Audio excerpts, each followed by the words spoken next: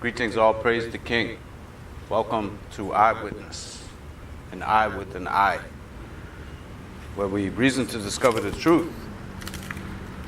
And we are an unscripted source of truth, supporting the struggle for international justice.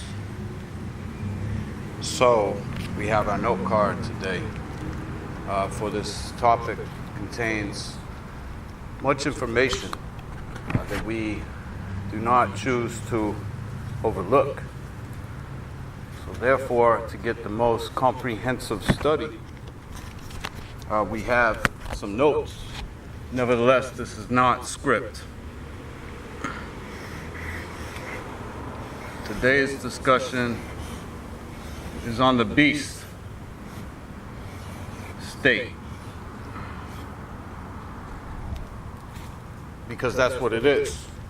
The beast is a state. What is a state? A state is a nation. There is no difference.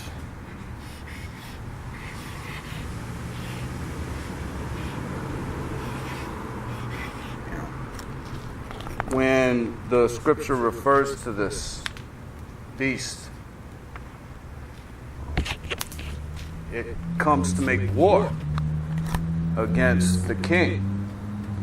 And the king we know as the Christ, the Messiah. How did the Messiah come to be? You know, the prophecy is proclaimed. The Messiah will come in the line of David, of the tribe of Judea. And the Messiah would be a high priest, which was the tribe of Levi. And so the prophecy was fulfilled in that the Christ was of the blood and the law. So we know this law is coming from Moses as the original law, the law that came before man's law.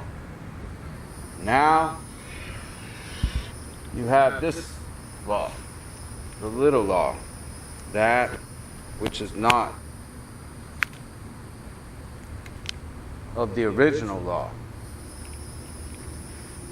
And the first portion of the holy book is consisting of a book of laws.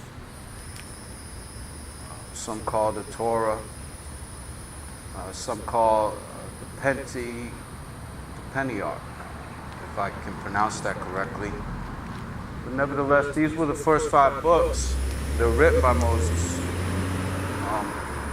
perhaps excluding Genesis, but recognizably Exodus, Numbers, Leviticus, and Deuteronomy. And these books, having historical accounts, consisted primarily of law. And so law is most important to our faith. That we judge our faith based on how we act in accordance to God's law.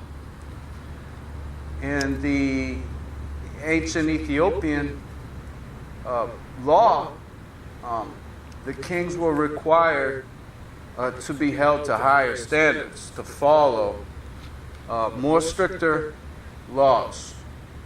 Today's world we know is the opposite. Those that have the power have the freedoms that others don't. You know, they are what is called world class. And it, as their name implies, they have the citizenship to most every state on the planet. This is a 5-tier system that they've designed,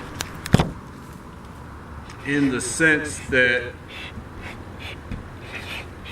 There's international law. There's national law. There's state law. There's the county law. There's a city law. And then you have the companies, which have their own rules.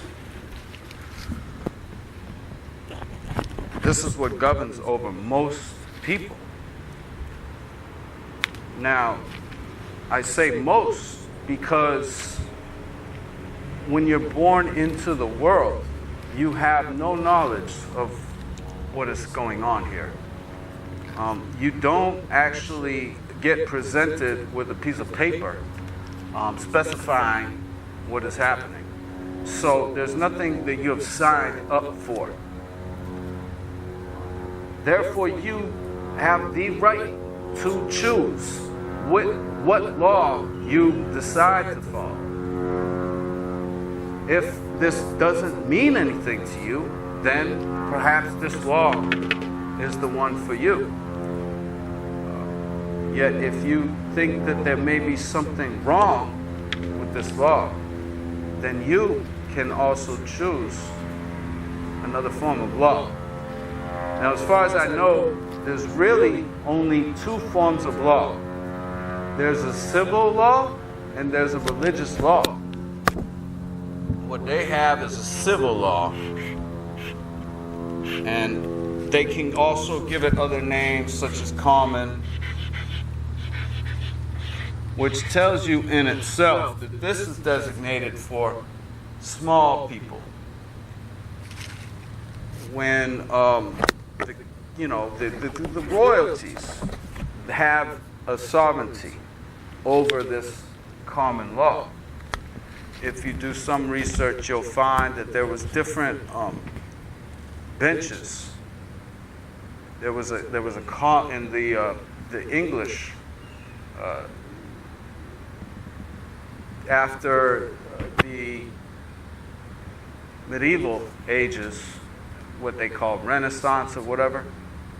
You have different benches.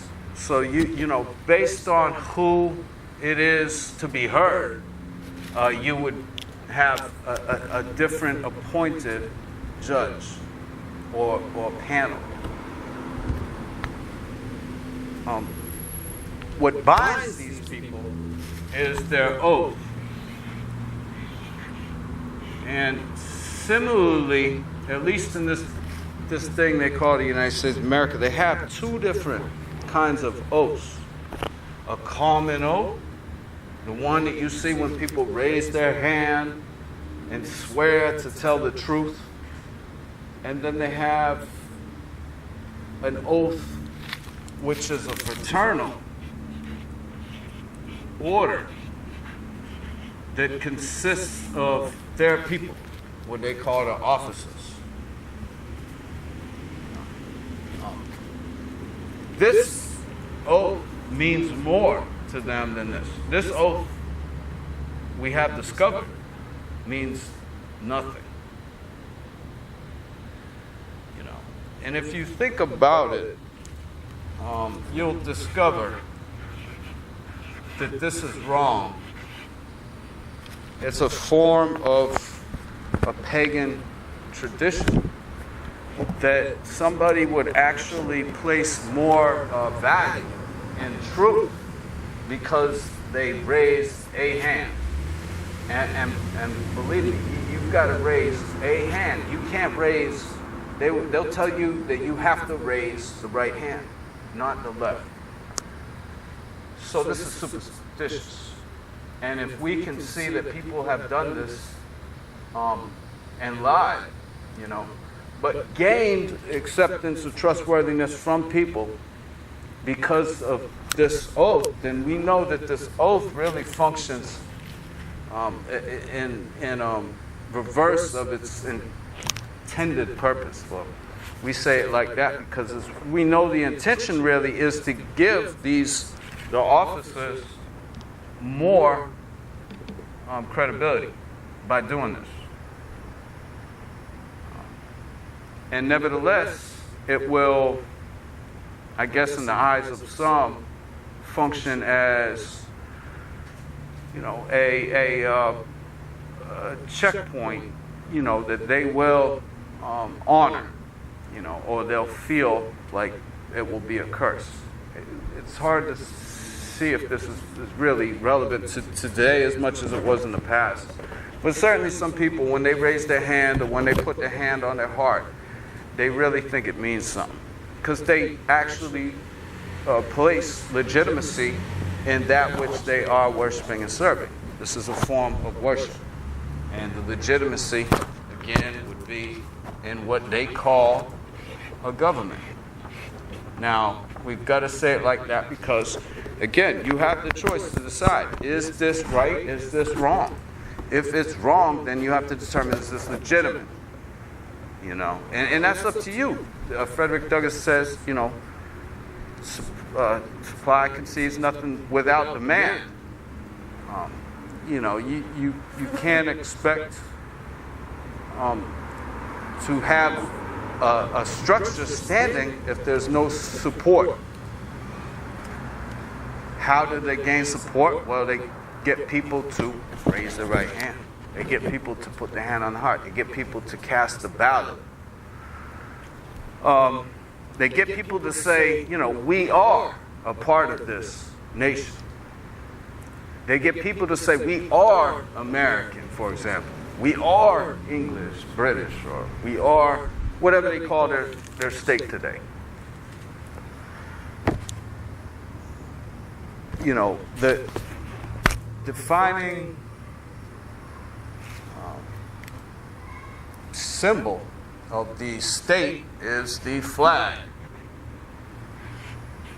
So this is how you know you're being governed over by this body if it has a flag. In this thing they call the United States, they have separate states. Every single one has a flag. And that is the nation that rules over you. They have their own set of laws. If you don't believe me, try to tell them you're a citizen of the United States and you're protected by your Fourth Amendment or First Amendment. They will tell you we have our own Constitution that governs the process. But again, this is not something that we're acquainted with as we're raised from children.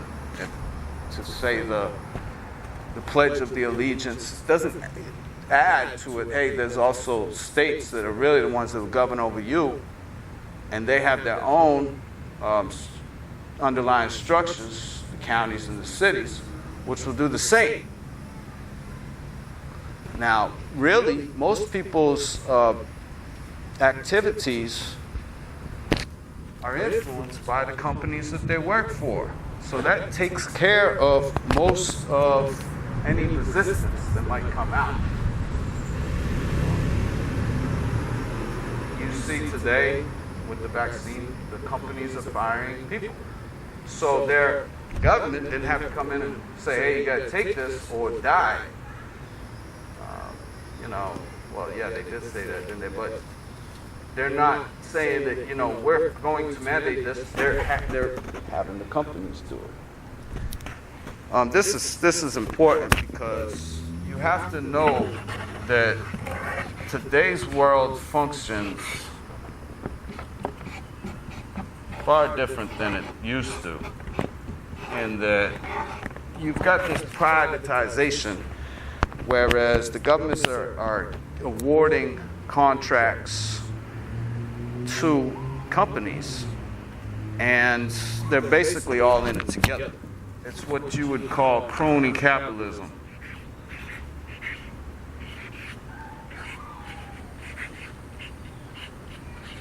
When you have, like, for example, the people that print the money, giving it to the largest corporations on the planet, that have already profited immensely. Now they're receiving capital, is in the form of a loan, no interest loans and things.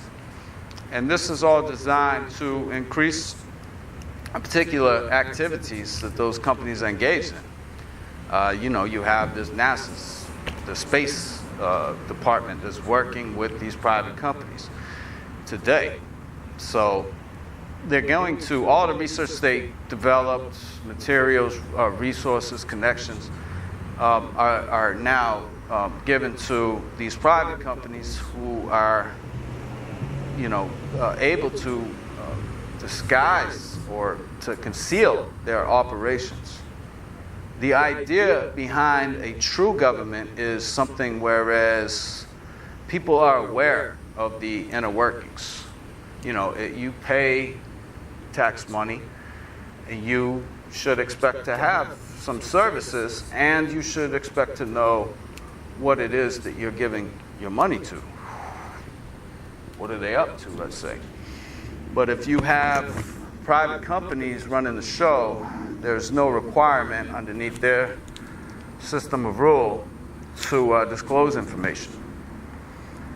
So if you're engaged in monitoring human activities in live, in a live format, you're putting satellites in the sky, but you'd rather the people not be aware about this. So you award the work to the private companies, and you hide your operations. You get the same results.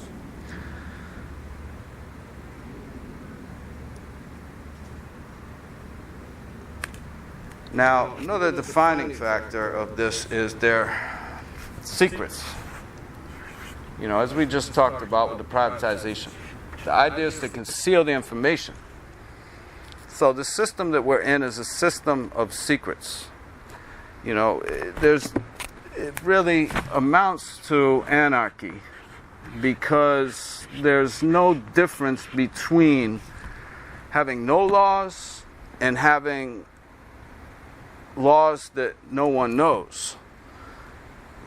And when you not only have secret laws, but you have so many laws that it's not one person could actually know what the system or how many or what law, where law, what law is, then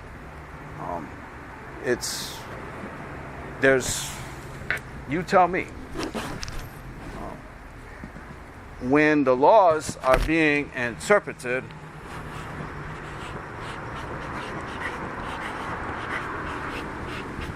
by the benefactors, you tell me what the difference is.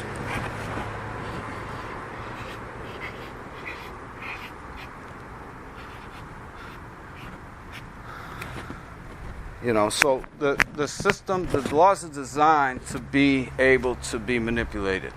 If they are, benefiting this cause over here, you can stretch them and squeeze them, and then if they're, benefiting this cause, you can twist them and mend them. It just is cuckoo. In the scripture, the Holy Bible, like we spoke about, is a book of laws that are straightforward. When you have the introduction of this English language, now you have designed a system of trickery. And that those that are able to master this are able to fool the rest of the world's populations. The players involved are the propagandists, the psychologists, and the politicians. The PPPs.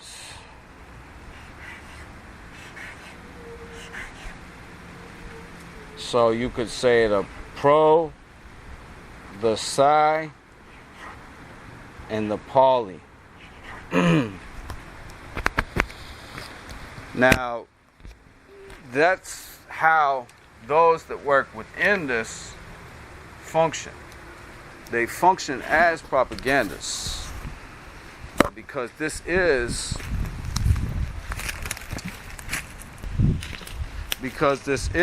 a form of media. The media is connecting with people. It is to force thoughts onto people. And when you have a verdict, for example, in their court, it's entitled Opinion of the Court.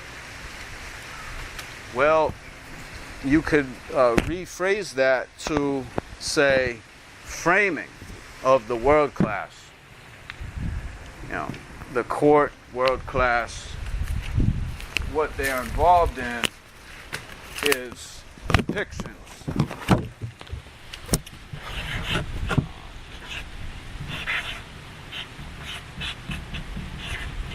Or portrayals.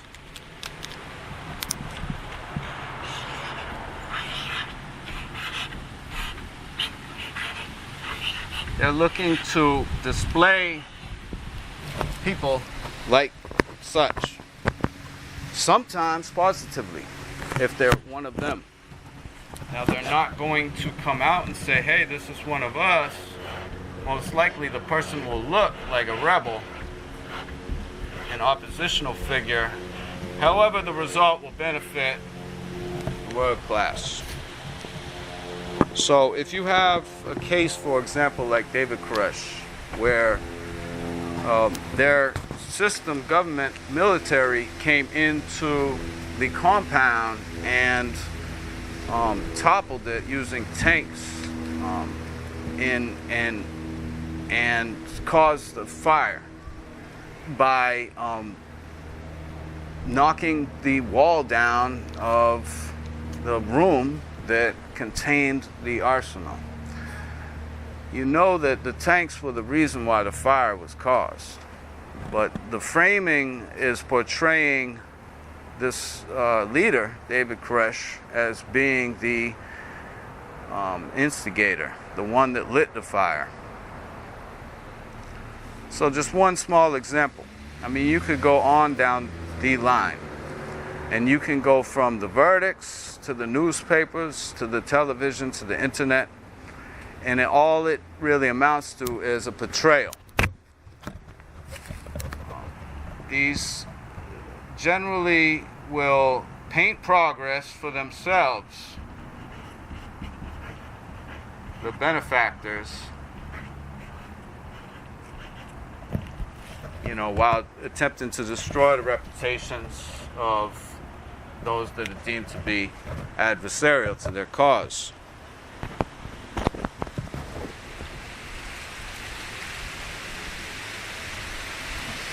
When you look at the bills, the laws, the little laws that are being introduced, you know that these people are depicting the bill as being for a just cause. Yeah? But again, it's within the language and the interpretation is what the bill is really about. And the average person does not have the capacity to determine what it is that this bill actually represents based on the language introduced. They're just not intelligent enough to get it, really. And you could, it doesn't matter. You could take the most intelligent person, and the bill could be interpreted differently as of than what they can see.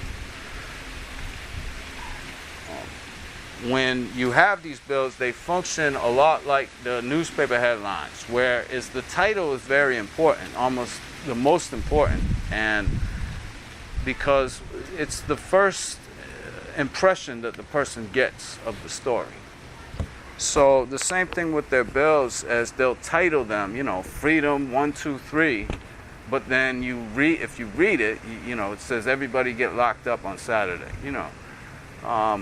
It's become to the point where whatever the title says, the truth is the exact opposite. But they've designed their system again where this is acceptable.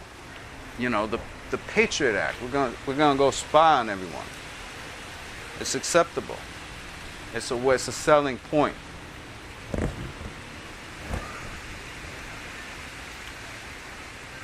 Those with the power function as the Pharisees of old.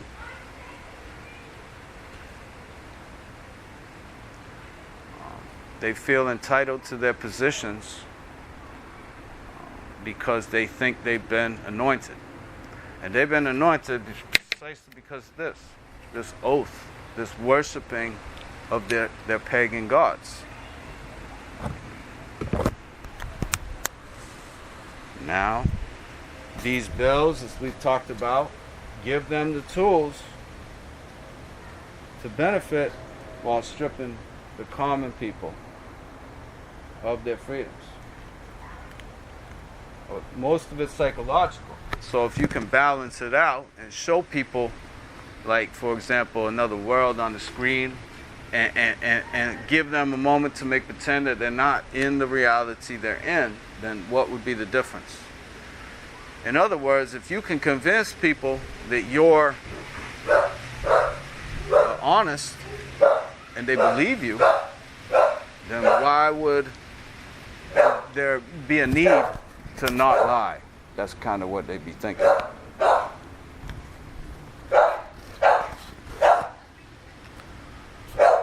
These folks are not neutral.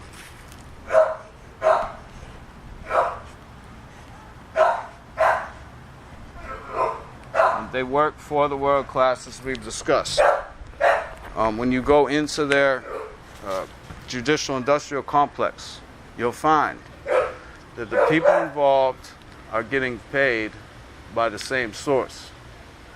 You know, like, for example, in a courtroom, you have a judge, right? You have the attorneys for the state or for the defense. They're all being paid by the state. So it's, you know, the old saying, don't bite the hand that feeds you. You know, why would anyone expect the children of the same father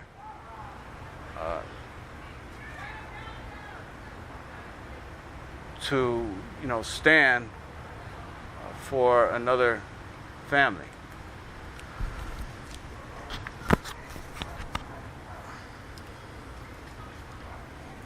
Now, within that system, what their goal is to get convictions. The conviction to them is check, you're right. This person was wrong. It matters really little about what conviction is, as long as they get a conviction. You see, they're not interested in the truth.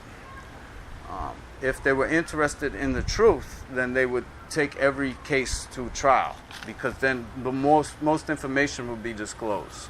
But I think it's in the high 90% of the cases end up in these, what they call the plea bargain, which was not administered previously, back in the day. Back in the day, from all what I hear from those who experience, they used to either have a trial or not. So once they started to do these deals, that became their driving force for revenue, because that's what they function for, is for revenue. How could they not? They depend on it. And what it is if we talked about the 5-tier system, the top institutional complexes work directly with the world classes, and that will now provide incentives for those structures underneath them. So there's money to be gained by playing by the rules. If you don't do what this next policy is, for example, then the funding will be pulled. So that provides kind of the setup for these organizations to move in the way they do. These are associations. They're partners. How it works when the money gets shifted around. These folks get together in the back rooms, and they discuss, what's beneficial to each other's cause. Once one judge or lawyer, for example, says, hey, I got a client, this guy's real important, Jeffrey Epstein, we need this to be taken care of, boom, boom, bang. Associations. The money's shifted, but it's shifted underneath the surface. It's not like back in the day, envelope style. And a lot of this is like campaign contributions. So, these folks get elected, for example, judges, whatever, those who represent the world class, and they're able to pocket money through this campaigning. Not only that, but they're able to do these kinds of speeches, after, they've been elected, and be paid by these crony capitalist companies. As we've stated, it's a judicial, industrial complex.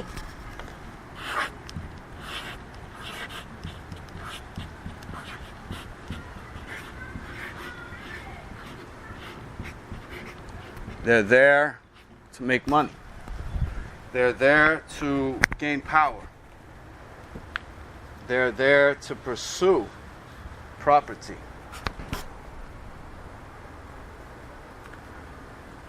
But maybe not for long, because we do have this artificial intelligence now coming in and doing the jobs that these players used to do, taking their jobs. Now these court decisions are being made based on this information by the artificial intelligence, which is just a database that collects all the information, as much information as it can collect from as many devices as is out there. And then it is able to sort it out so that, for example, you could search somebody's name and it could tell you, boom, this person's been here, they've talked to this person, this is what kind of personality this person's got, this is where they work, this is their family, this is what they're up to, because they think they got some kind of predictive analysis. And they're using this on the youth now, I guess, going door to door. But this is the new world where the second beast is proclaimed in the Bible of Revelations. The little beast, which is also known as the false prophet.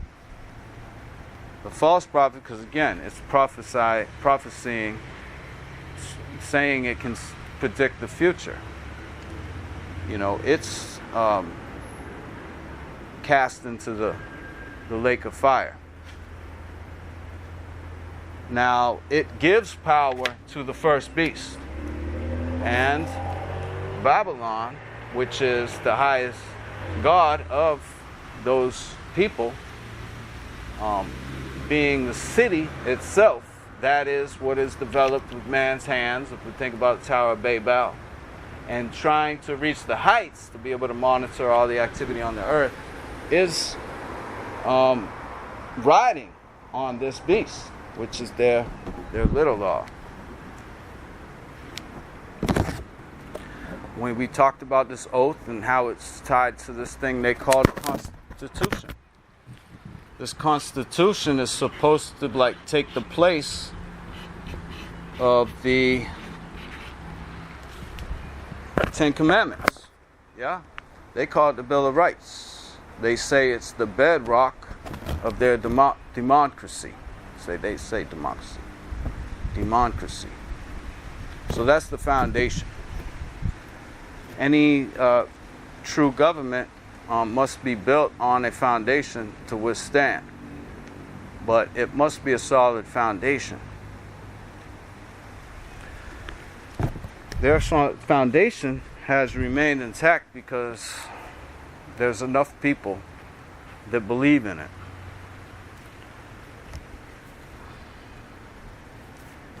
This artificial intelligence, it functions just as the privatization. Whereas it's able to discount responsibility from those that are involved in the process. Similarly how you'll hear a judge sending someone say, I don't agree with this, son. but that's minimum mandatory. Yeah. So it's a cop-out.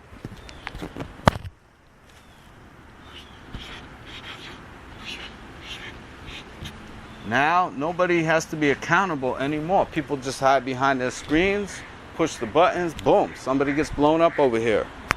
You know, somebody gets locked up over here. Maybe somebody's convicted for something they didn't do, boom. There's nobody to hold to account except for the machine. You know, the false prophet. And Babylon tells us that they're going to tweak the device and make things better.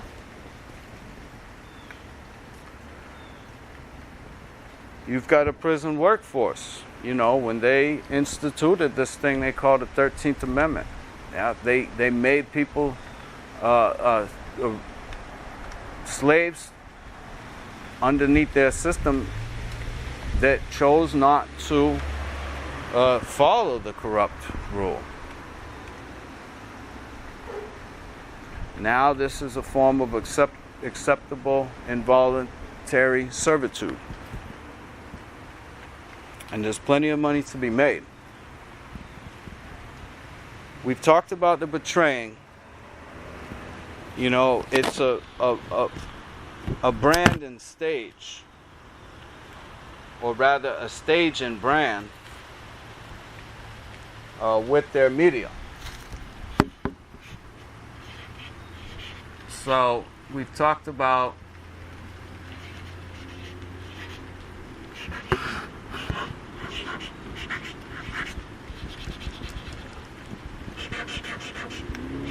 how they portray people, how they frame people. That's the stage.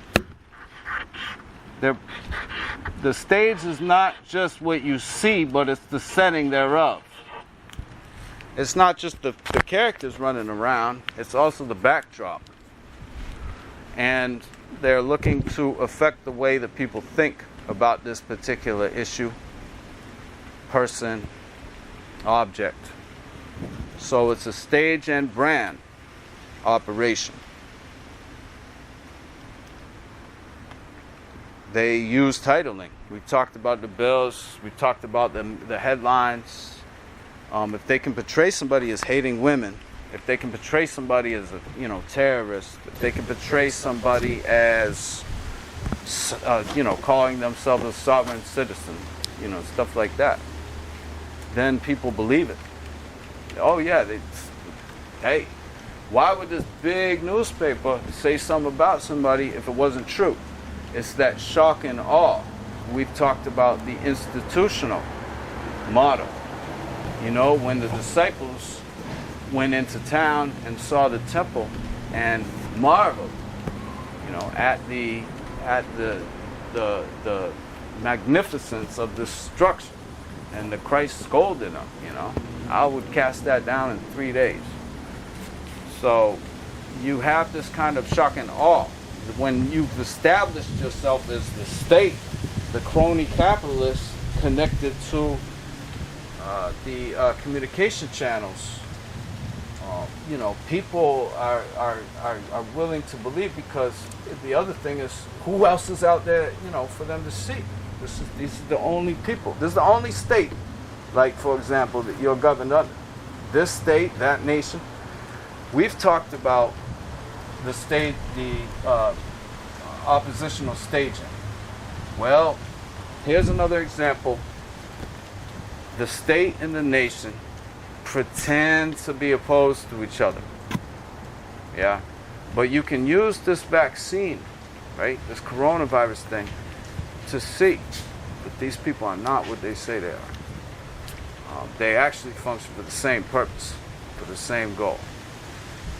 But the idea is they want to portray a balance, to paint progress, to make people think that it's just. Yeah, something that's worthy to be glorified and praised.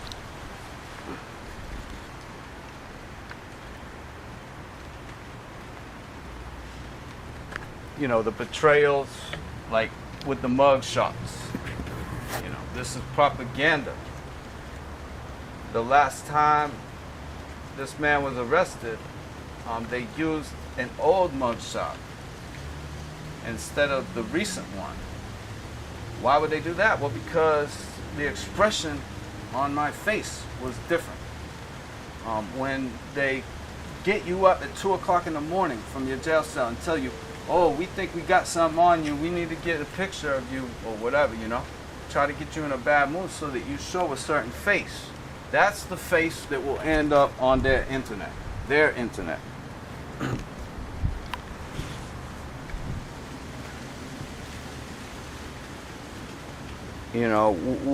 With this artificial intelligence, and even before that,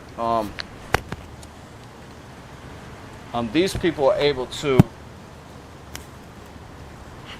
profile so that they know who's who out there.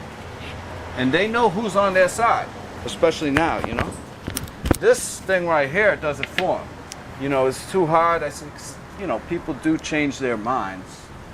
When they talk about the DNA, well, they say, well, the DNA changes. Well, whatever, that really is witchcraft. It's a form of soothsaying. But nevertheless, the DNA, if it really reflects who you are, then as you would begin to grow and become a different person, start to think differently, it would change, would it not? So they had to account for that. So they said, yeah, DNA changes. But whatever. Without the DNA, these people still know what's going on with what most people are thinking, because people choose to give them that information by feeding the beast. And when they feed the beast by giving it the man and engaging in activities on their device, for example, now it helps to form that profile of not only who they are, but others, based on what they are just, revealing for information. Because if you sign up, if you buy a device, like, for example, a smartphone, it's going to have terms that are going to say anything that you say, or anything that anyone says about you. Anything that anyone says about you, we can collect that information. So, sometimes you think like, man, I wonder if that person liked me, or if they're trying to play me, or if, whatever. You could be a kid, and you could be wondering if a girl likes you. So you got the information now. You know what she said to her best friend about, last night, whatever. You know what I'm saying? This is stuff that we were unable to know on our own, but yet the Babylon knows, because they've designed it this way. And that's why they tell us, we know more about you than you know about yourself. And that is partially true. They are able to put together like juries based on this profiling. They say it's a jury of your peers. No, it's a jury of their peers. And they determine who they choose to get on the jury based on this profiling.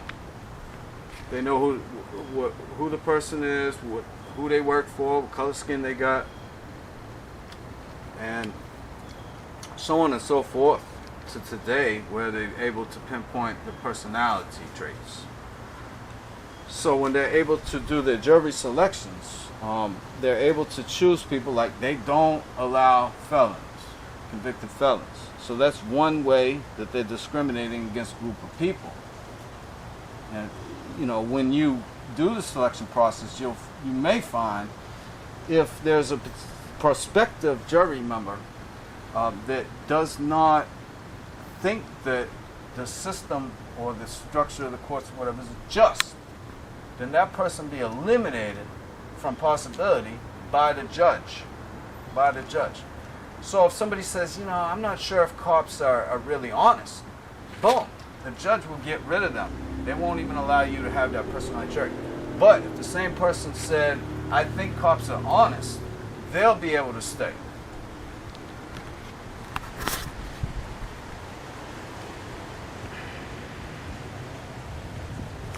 Another power that these folks have is to trump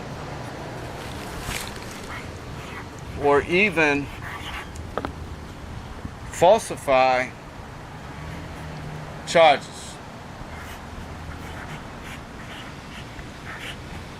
You know, when this kind of thing happens, there's really not much anything you can do. You can sit there and try to convince a lawyer, hey, you know, this is not true. But it's like, you know, yelling at a brick. Again, these lawyers, they work for the same body as the persecutorial agencies. So there's no incentive for them to help you, regardless of whether there's any evidence whatsoever. This is perhaps an error on their behalf, but you have to go through the motions to correct this. You know, this ties into the secrecy. Whereas, you know, you're expected to know how the process works, what kind of steps you have to take to be able to defend yourself, for example, if they falsify charges. And we found that they're able to actually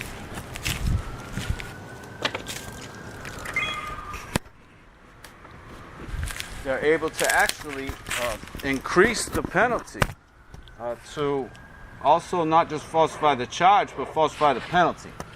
So if you look at a paper and it says you're being charged with an F1, felony 1, and you know it's punishable up to 20 years or something, you best check that, because it might not be an F1, it might be an F3. So this is something else that they're able to do. That again, you know, there's nothing you could do about it unless you were able to go through the exact specific steps to be able to navigate the process to get to a desired outcome. Basically, this functions as an extortion racket by a group of highly paid bullies. They use intimidation and provocation to get the results. Like, for example, with the pleas that we were talking about.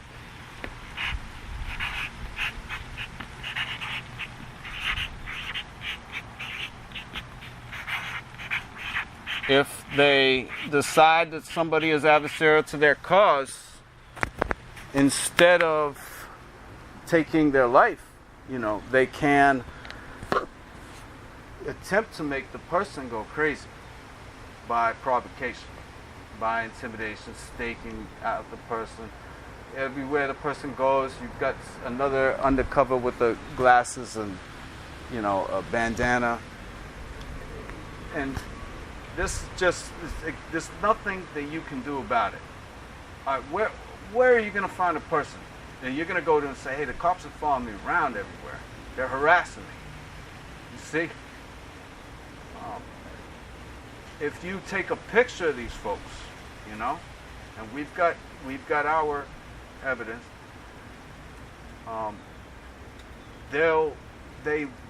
you now are getting arrested. Like, first they were telling us, oh yeah, we don't care about the cameras. The cameras don't bother us. Now the cameras coming out. Now people are getting arrested. And now they're saying, you know, people can't videotape the police no more because it's obstruction of justice. You see? You know, you've got to wear a seatbelt because we care about your life. You know, these amount to bargaining tools. Once they get you in that position, they can throw you in the corner. Your lawyer on one side, their lawyer on the other side, and they can, you know, breathe down your neck and spit in your face. And then you'll end up taking a plea. You cannot beat them at their own game. You know, and the other thing is, if you were able to beat them, then you can expect a backlash. These folks will be angry, and they will use their power to do anything to destroy you. If you're able to, be awarded with justice. They are masters of deception when they do function in their official capacities.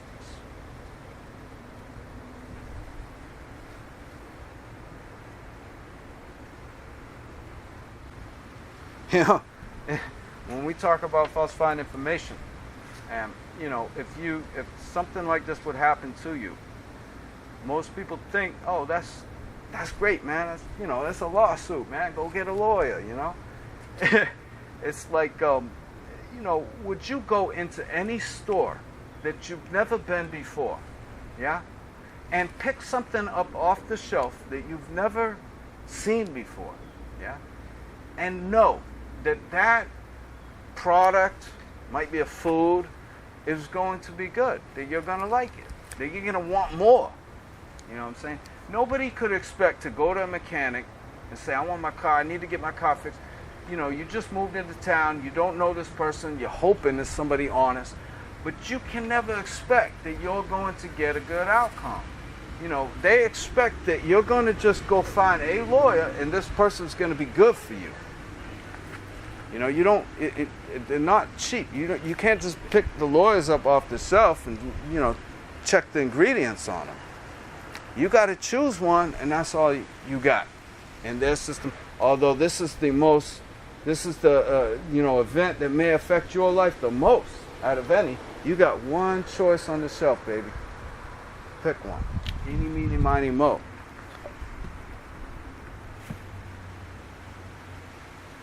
So it becomes what it is in the scripture. It says that the saints will be weary. It's an exhausting process they put you through. They'll drag their feet, and at the end, they'll say, now look, we like to get this over with. Go ahead and agree. Go ahead and agree. And really, that's what they have at the end of the day. From each and every one of us, they either have an agreement or they have a refusal. Yes or no. When they put people through their game, as we talk about the stage and brand. So sometimes the outcome is favorable for some people. This is when they're looking to push some kind of a social outcome. They're looking to install a device. So they need to have a case that says, hey, if we can get these RFID devices installed in each and every car, it's going to save people's lives. Here's the case. You know what I'm saying? Or, for example, maybe somebody sues the company for installing the device, but it's a person, it's a staged opposition. So the person is not really, the outcome is not going to be that the device won't be able to install. The outcome, they're going to rule in that the person, the company is lawful installing the devices. Again, it's private company, right? Private company. People don't want this big government, so what they get is they get a bunch of big companies, and the companies go on the television, they say whatever. I mean, if you have a state-run media, you can still have all your private companies too, but your taxpayer money actually goes to have a media company that's on the television. What's wrong with that? Is that communism, man? Oh, no. You still have all your other choices, but at least you have a state company. The reason for that is because the public now has a say in what goes on. Even these companies that function, that claim to be, community-based and, inclusive and whatnot, they're private companies. So they, at the end of the day, whether it be a radio station, television, whatever, it works for the world class. The world class is really the only ones with the money anymore. People think that $100,000 is money. When these people is printing up trillions of dollars years after years, this is the crumb cakes. And the world classes know it. But they have people deceived into thinking there's hope on the way. Again, these social pushes happen when the staging is done. Using the objective, the person, to generate the desired outcome, which would be